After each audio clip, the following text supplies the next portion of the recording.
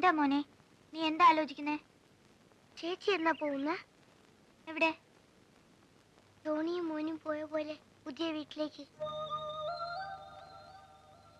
അമ്മ പറഞ്ഞല്ലോ ഇന്ന് ആള് വരുമെന്ന്. ഞാൻ എവിടെയും പോവില്ല.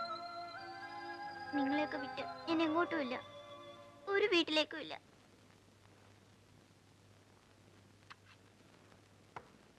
മക്കൾ എനിക്ക് മൂന്നാണ്. മൂത്തവൻ ജോസ് കുട്ടി ഒരു വിമാനാപകടത്തിൽ മരിച്ചു.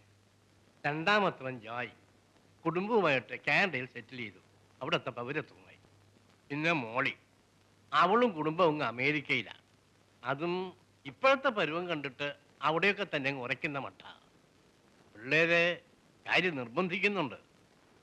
എന്നാലും വയ്യാതെ കിടക്കുന്ന അന്നാമ്മയും കൊണ്ട് ഞാൻ എങ്ങോട്ടുമില്ല. മരിക്കുന്നെങ്കിൽ ഈ നാട്ടിൽ കിടന്നു മതി. ഒന്ന് മിണ്ടാനും പറയാനും പോലും ആരും ഇല്ലാത്ത അവസ്ഥയിലാ അവറാച്ചനും കൊച്ചമ്മയും.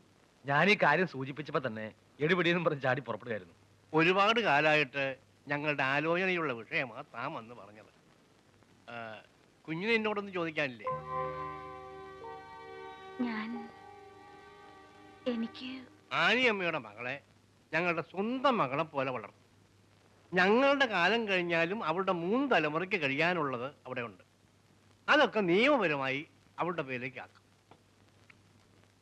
മക്കളെ സ്നേഹിച്ച് ഞങ്ങൾക്ക് കൊതി തീർന്നില്ലേ ആനിയമ്മേ?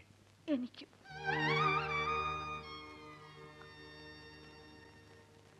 അടുത്ത ആഴ്ച വരാൻ മോളെ. അവളവിടെ മീനു. മീനു മോളെ. മീനു,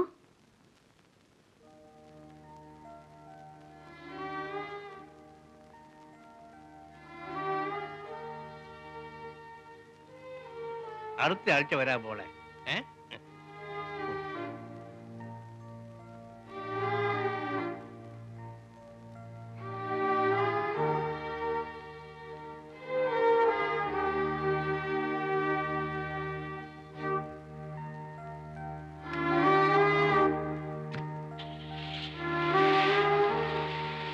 ഞാൻ പോകുന്നില്ല.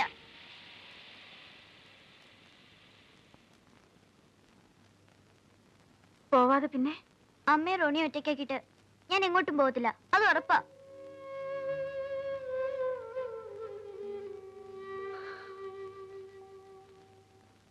മോളല്ലേ മൂത്തത്? ഇളയ കുട്ടികളെ കൂടെ കാര്യങ്ങൾ പറഞ്ഞ് മനസ്സിലാക്കേണ്ടത് നീയല്ലേ? അമ്മയ്ക്ക് ഇങ്ങനെ വയ്യാതിരിക്കുമ്പോ ഞാൻ എങ്ങനെയാ ഇട്ടേച്ച് പോണത്? എനിക്ക് ആരുടെയും വീട്ടിൽ പോണ്ട, ആരുടെയും മോളായിട്ട് കഴിയണ്ട. ഞാൻ കൂടി പോയ പിന്നെ എന്റെ അമ്മയ്ക്ക് ആരാ? അതോർത്ത് മോള് വിഷമിക്കണ്ട. ആനയുടെ എല്ലാ കാര്യങ്ങളും നോക്കാൻ ആളെ ഏർപ്പാടാക്കുന്നുണ്ട്. എല്ലാം നല്ലതിനാണെന്ന് വിചാരിക്കേ. അവര് കൊണ്ടുപോകാൻ വരുമ്പോ മോള് മറുത്തൊന്നും പറയരുത്. അത് ഞങ്ങൾക്കും ആനയ്ക്കും ഒക്കെ വിഷമാവും. എന്നാ പിന്നെ അമ്മയുടെ കാലം കഴിയുന്നവരെങ്കിലും ഞാൻ കൂടി നിന്നോട്ടെ അച്ഛോ. എന്റെ മോളെ, നീ അച്ഛനെ ഇങ്ങനെ വിഷമിപ്പിക്കാതെ. കണ്ണടയുന്നതിന് മുമ്പ് നിങ്ങളൊക്കെ എത്തേണ്ട കൈകളിലെത്തി എന്നൊരു സമാധാനം അമ്മയ്ക്ക് വേണ്ടേ? അവര് നിന്നെ പൊന്നുപോലെ നോക്കിക്കോളും. ഇനി മോളൊന്നും പറയരുത്. അമ്മ ഇനി ഈ കണ്ണീര് കാണരുത്.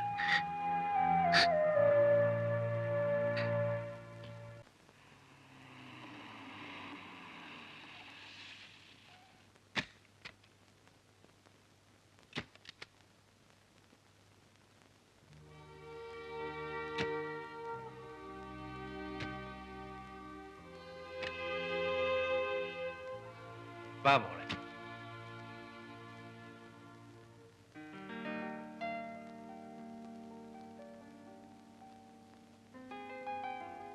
മനസ്സിലായില്ലേ അമ്മച്ചി?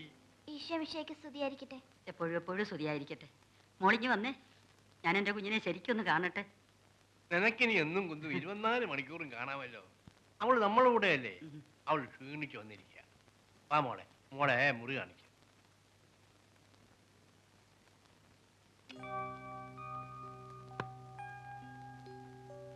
ഇതാണ് മോളുടെ മുറി.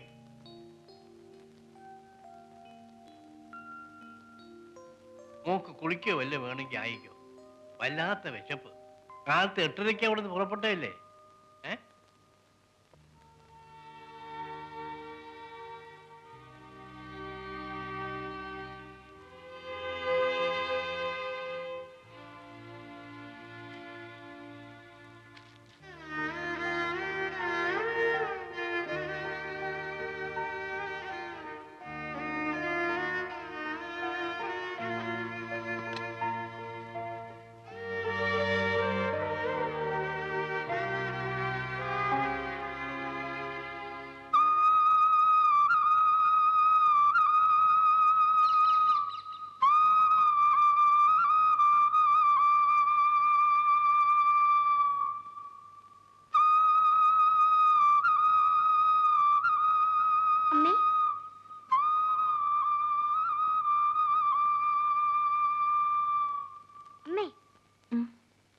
എനിക്ക് കാല് വയ്യാത്തത് ഇപ്പൊ നന്നായി ഇല്ലേമ്മേ? അതെന്താ മോനെ അങ്ങനെ പറഞ്ഞേ? ഇല്ലെങ്കിൽ എന്നെ ആരെങ്കിലും കൊണ്ടുപോകത്തില്ലായിരുന്നു? എനിക്കിപ്പോ അമ്മയുടെ കൂടെ തന്നെ കഴിയാമല്ലോ.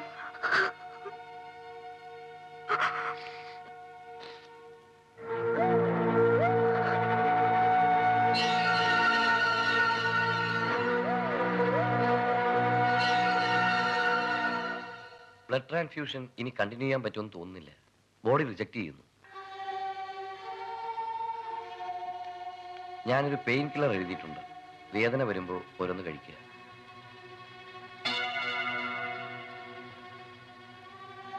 അനി,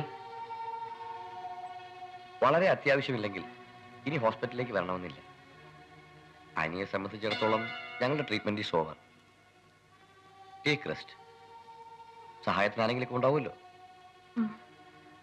വിവരങ്ങൾ ഞാൻ അന്വേഷിച്ചോളാം.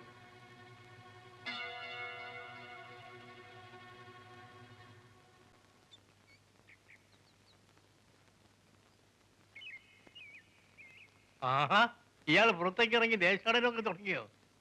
മോള് പറയുന്നത് ഞാൻ ഇത്രയും കാലം അടച്ചുപൂട്ടി ഇരുന്നത് കൊണ്ടാ സൂക്കേട് മാറാത്തതെന്ന്. ആ. ഞങ്ങൾ പതുക്കെ പതുക്കെ ഈ വണ്ടിയില് എസ്റ്റേറ്റിലും പള്ളിയിലും ഒക്കെ പോകും, അല്ലേ മോള്?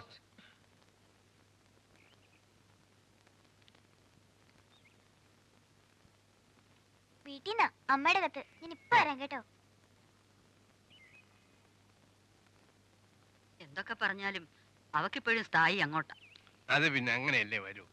പെറ്റതള്ളയല്ലേ. അമ്മയുടെ പ്രിയപ്പെട്ട മീനുവിന്, മോൾക്ക് അമ്മയുടെയും റോണിയുടെയും ഹാപ്പി ക്രിസ്മസ്. മോൾക്കും അവിടെ എല്ലാവർക്കും സുഖമെന്ന് വിശ്വസിക്കുന്നു. ടോണിയുടെയും മോനുവിൻ്റെയും വീട്ടുകാരുടെ കത്തുകൾ വന്നിരുന്നു. എല്ലാവർക്കും സുഖം തന്നെയാണ്. മോനു ഇപ്പൊ ശരിക്കും ഇണങ്ങിയെന്ന കത്തില്. അമ്മയ്ക്കൊരാഗ്രഹം, ഈ വരുന്ന ക്രിസ്മസിന് നമ്മൾ എല്ലാവരും ഒരുമിച്ച് കൂടണം, ഇവിടെ ഈ വീട്ടിൽ. നിങ്ങളെല്ലാം നേരിൽ കണ്ട് ക്ഷണിക്കാൻ ഞാനും റോണിയും കൂടി വരുന്നുണ്ട്. ഞാൻ വരുമ്പോൾ എല്ലാവരുടെയും മേൽവിലാസങ്ങൾ കൊണ്ടുവരാം. അമ്മയുടെ കാലം കഴിഞ്ഞാലും സഹോദരങ്ങൾ തമ്മിലുള്ള ബന്ധം മുറിയാതെ നീ നോക്കണം. ഇടയ്ക്കിടെ പരസ്പരം എഴുതണം. സാധിക്കുമ്പോഴൊക്കെ തമ്മിൽ കാണണം. അമ്മയില്ലാതാകുമ്പോൾ എന്റെ സ്ഥാനത്ത് വരേണ്ടത് മോളാണ്. റോണിയുടെ കാര്യം ആലോചിക്കുമ്പോഴാണ് എനിക്ക് വിഷമം. ഫാദർ ശ്രമിക്കുന്നുണ്ടെങ്കിലും ഇതുവരെ ഒന്നും അങ്ങോട്ട് ശരിയായിട്ടില്ല. കാല് വയ്യാത്ത അവനെ സ്വീകരിക്കാൻ ആളുകൾ മടിക്കുന്നു. ആ, അതൊക്കെ പോട്ടെ. ഞാൻ അതും ഇതും ഒക്കെ എഴുതി മോളെ വിഷമിപ്പിച്ചോ? കത്ത് നീട്ടുന്നില്ല. ഉടനെ നേരിൽ കാണാമല്ലോ. സ്നേഹപൂർവ്വം, അമ്മ.